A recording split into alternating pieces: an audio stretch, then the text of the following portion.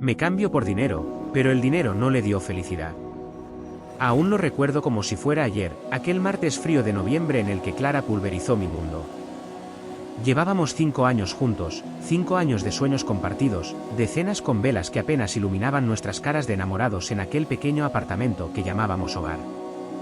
5 años planificando un futuro que, aunque modesto, prometía ser nuestro. Yo era un diseñador gráfico freelance, luchando por abrirme paso, y ella, una talentosa florista que soñaba con su propia boutique. Creíamos que éramos invencibles, que nuestro amor era el cimiento de todo. Qué ingenuos fuimos. Las grietas comenzaron a aparecer lentamente, casi imperceptiblemente. Primero, sus quejas sobre el coche viejo, luego sobre la limitada elección de restaurantes, y finalmente, sobre el alquiler que siempre llegaba demasiado pronto.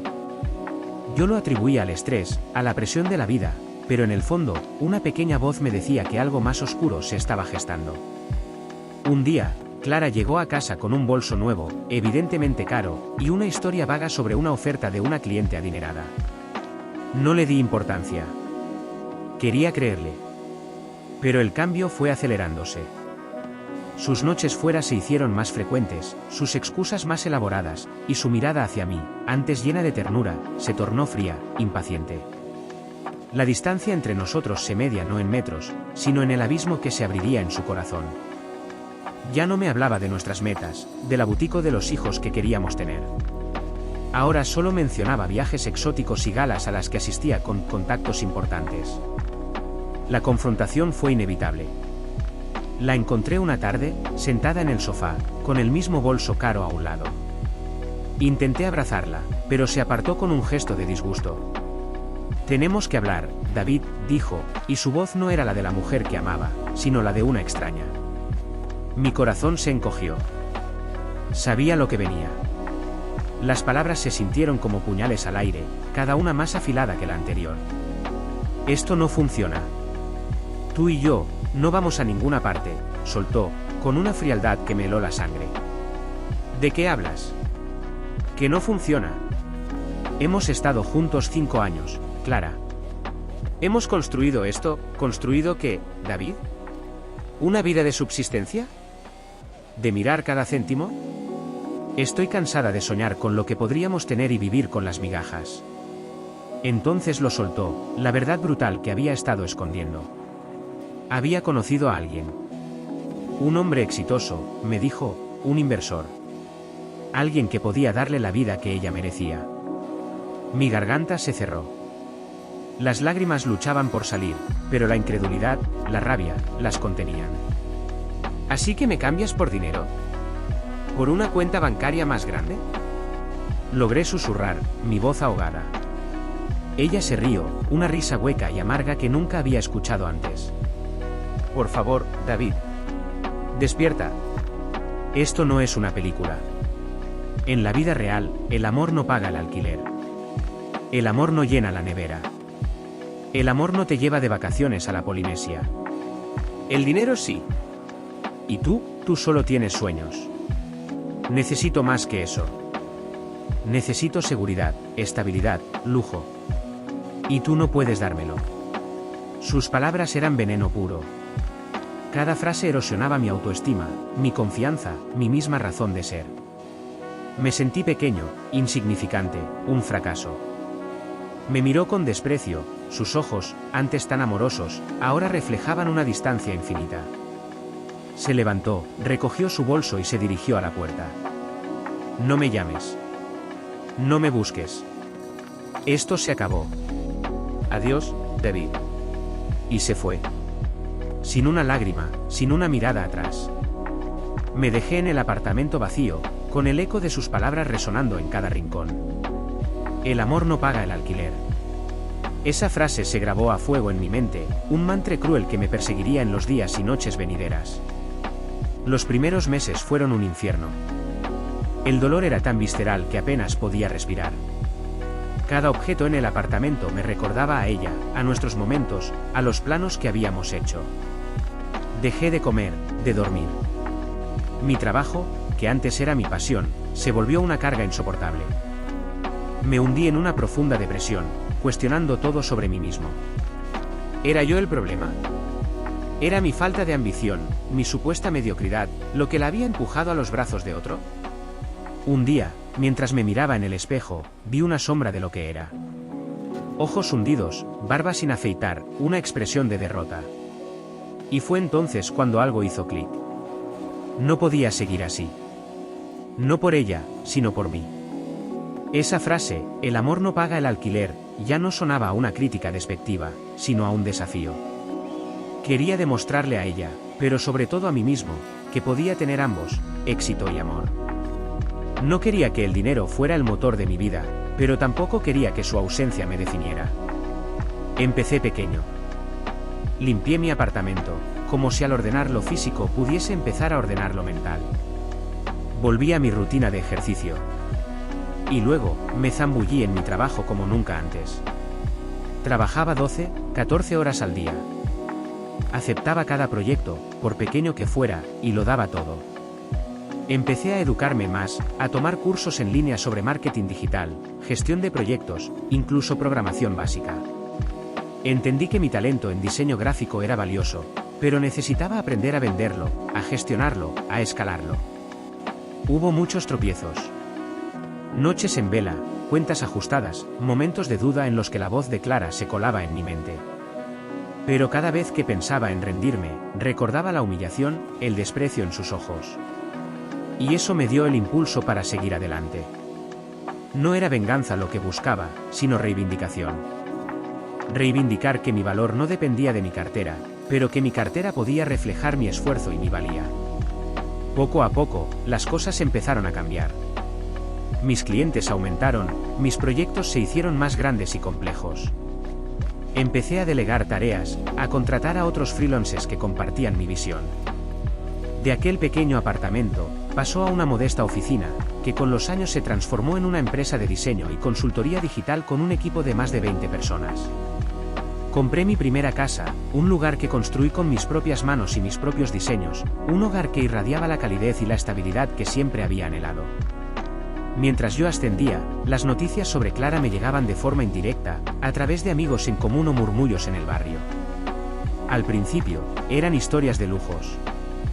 Viajes a destinos exóticos, cenas en restaurantes Michelin, joyas deslumbrantes. Parecía que había encontrado lo que buscaba. Yo escuchaba esas historias sin rencor, solo con una punzada de tristeza por la persona en la que se había convertido. Con el tiempo, empecé a tener una relación sana y hermosa con una mujer maravillosa, Elena, que valoraba mi mente, mi corazón, mi pasión, y no el saldo de mi cuenta bancaria. Con ella, descubre que el verdadero amor sí podía construir un hogar, una vida. Pero la vida es un ciclo, y la fortuna, una rueda que gira. Unos 8 años después de aquel día fatídico, ya establecido en mi éxito y mi felicidad, recibí una llamada inesperada. Era de una amiga en común. Me dijo que Clara estaba en problemas, que había regresado al barrio y que se preguntaba si podía verme. Sentí una mezcla de emociones, curiosidad, una pizca de lástima, y un recuerdo lejano del dolor que me había causado. Aceptado. No por ella, sino para cerrar un capítulo, para ver con mis propios ojos que había avanzado. Nos citamos en una pequeña cafetería, no lejos de donde solía estar nuestro apartamento. Cuando llegó, apenas la reconocí. La mujer que entró no era la Clara radiante y segura de sí misma que me había abandonado. Era una figura delgada, con el cabello opaco y la ropa gastada. Sus ojos, antes chispeantes, ahora estaban velados por la melancolía y el cansancio. Las líneas de su rostro contaban una historia de adversidad que la riqueza no había podido evitar.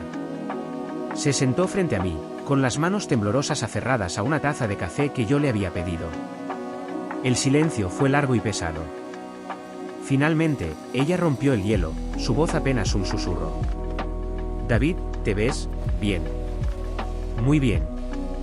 Le sonreí, una sonrisa genuina, sin atisbos de triunfo ni de rencor. «Gracias, Clara. ¿Tú, cómo has estado?» Su labio inferior tembló. Las lágrimas, que 8 años atrás se había negado, empezaron a brotar de sus ojos. «Destruida. David, estoy destruido». Me contó su historia. El hombre rico, resulta, no era tan perfecto como parecía. Era un manipulador, un narcisista que la había llenado de lujos, sí, pero también de humillaciones y de un vacío emocional abrumador. Después de unos años, la dejó por una mujer más joven, sin nada más que una pequeña liquidación y las deudas que había acumulado en su nombre. Había intentado emprender, devolver a sus flores, pero la pasión se había ido, y las malas decisiones la habían dejado arruinada. Ahora vivía de alquiler en un lugar precario, sin amigos, sin amor, sin rumbo. Lo perdí todo, David, dijo, con la voz quebrada. El dinero se fue. Y con él, todo lo que creí que importaba. Él nunca me quiso de verdad. Solo era un trofeo, una adición a su colección. Y yo te perdí a ti. Al único que me amó de verdad. Fui una estúpida. Una ambiciosa, ciega y egoísta. Me miró a los ojos, con una sinceridad aplastante y un arrepentimiento tan profundo que casi dolía verlo. Tenías razón. El amor sí importa. Y tú lo tenías todo, David. Todo lo que él no tenía. Y yo te tiré a la basura por un par de billetes. El amor no paga el alquiler, me dijo. Y yo te respondí con desprecio. Qué irónica es la vida, ¿verdad? Ahora yo no tengo ni amor, ni alquiler que pagar, porque no tengo donde vivir. No había un rastro de burla en mi interior, solo una profunda tristeza por la tragedia de su elección. Por lo que ella había perdido, no por mí, sino por sí misma. Había anhelado el lujo y había encontrado la soledad. Había buscado la seguridad y había terminado en la ruina. Clara, dije, mi voz suave pero firme, lo lamento.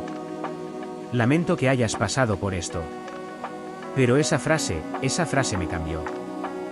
Me dolió, sí, pero también me impulsó a construir algo de la nada. Me enseñó que el dinero no es el propósito de la vida, pero que tener la estabilidad financiera te da la libertad de vivirla plenamente, con pasión, con propósito. Y aprendí que el amor es el verdadero lujo.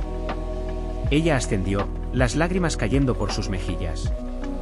Perder. Lo sé ahora. Creí que el dinero me daría felicidad, pero solo me dio una jaula de oro.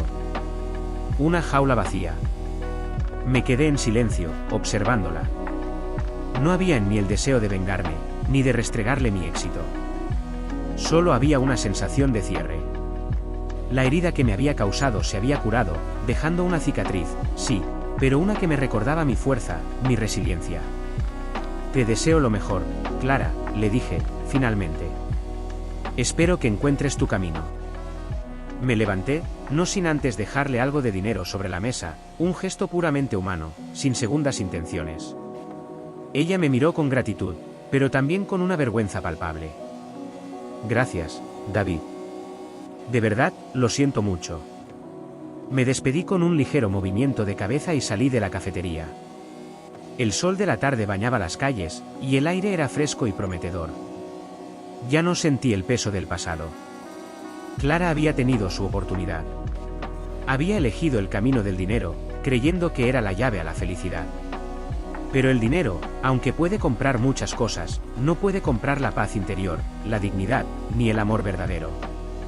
Y yo, por mi parte, había aprendido que la verdadera riqueza no se mide en cuentas bancarias, sino en la plenitud de una vida construida con esfuerzo, integridad y un corazón lleno de amor. Y eso sí que no tiene precio.